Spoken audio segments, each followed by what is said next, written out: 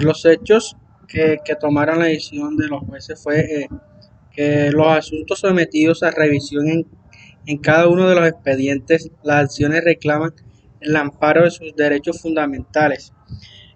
También de petición para los derechos fundamentales de petición al mínimo vital, a la seguridad social y a la vida digna por el no pago de licencia de maternidad, que en su criterio les correspondería las EPS a las que se encuentran afiliadas. Negaron el reconocimiento y pago de aquella prestación. Lo anterior bajo el argumento de que las accionantes habrían cotizado extemporáneamente uno de los 9 meses correspondientes al periodo de gestación, conforme al artículo 22321 del Derecho de 1427-2022. Las promotoras de salud alegaron la invalidad del reconocimiento con ocasión de esta decisión. Según las acciones, las EPS demandadas habrían vulnerado sus derechos a la seguridad social, a la salud, a la vida digna y al mínimo vital como lo de sus hijas recién nacidas. Eh, También en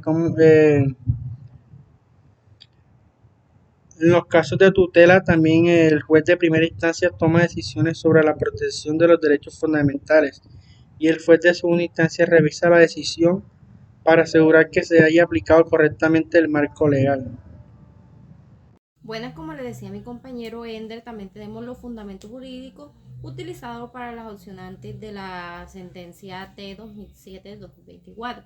Podemos abordar un tema de la tutela presentada a una EPS, debido a que la negativa en reconocer una licencia de maternidad, la opcionante alegó que es negativa, ya que vulnera sus derechos fundamentales, afectando así su mínimo vital y el de su hija. También la Corte Constitucional revisó los aspectos claves como la cotización extemporánea de aportes al sistema de salud y la indonea de los mecanismos judiciales ordinarios. Pues podemos decir que en su fallo la Corte consideró un derecho de salud y la seguridad social de la vida digna del demandante. Otro que podemos decir es que resuelve la acción de la tutela intersupuesta por una mujer que socializaba el reconocimiento de su licencia de maternidad.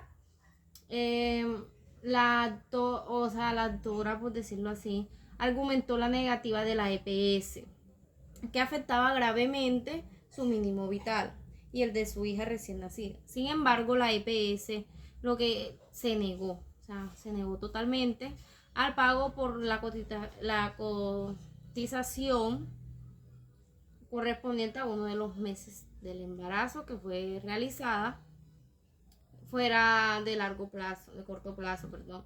La Corte Constitucional analizó que es una negativa vulnerada de los derechos fundamentales, ya que tales como el mínimo vital, la salud, la seguridad social y la vida digna.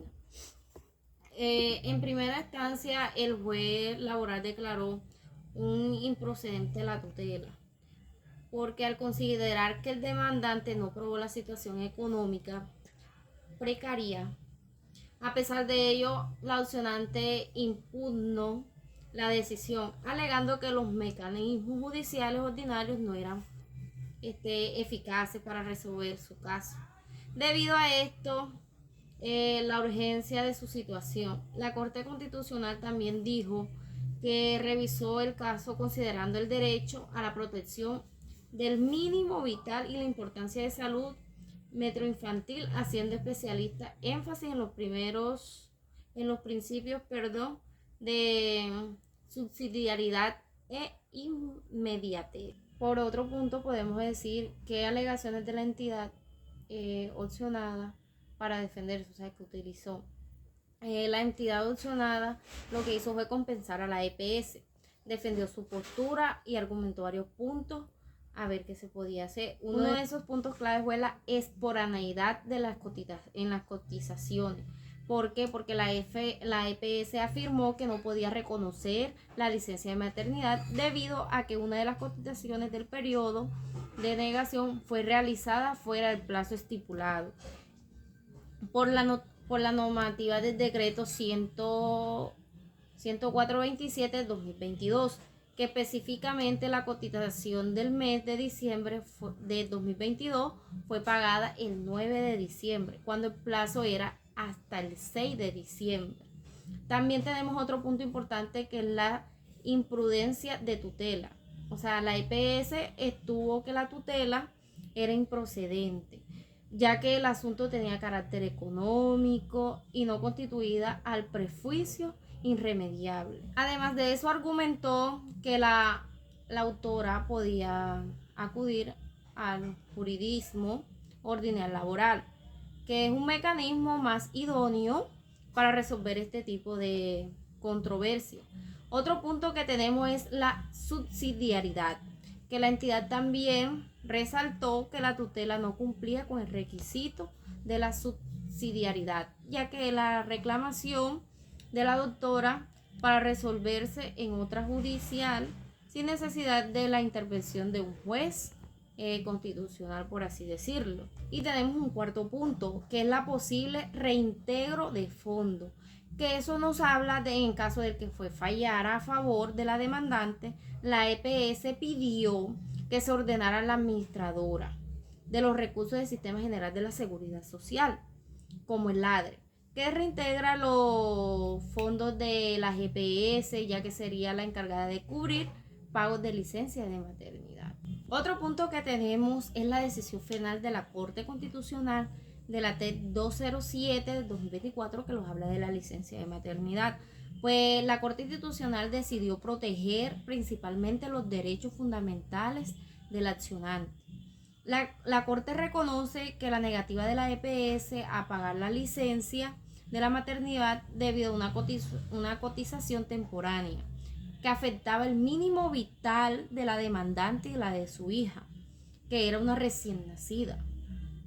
La Corte consideró que el incumplimiento en el pago de las cotizaciones no debía tener un impacto tan grave sobre los derechos fundamentales de la madre, especialmente en el caso de salud y el bienestar de la menor que estaba en riesgo. La Corte incluyó que la falta de oportunidad en una constitución no justificaba la vulneración del derecho a la seguridad social, ya que el sistema, debido a hacerse flexible en pro de garantizar la protección de los derechos fundamentales, ordenó que la EPS, o sea, que la EPS, la prestadora de servicio, reconociera y pagara la licencia de maternidad de la madre. Además de eso, indicó que la EPS debía solicitar un reintegro del valor correspondiente a la administradora de los recursos del Sistema General de la Seguridad Social en Salud, que es el LADRE, para cubrir una prestación reclamada. Muchas gracias.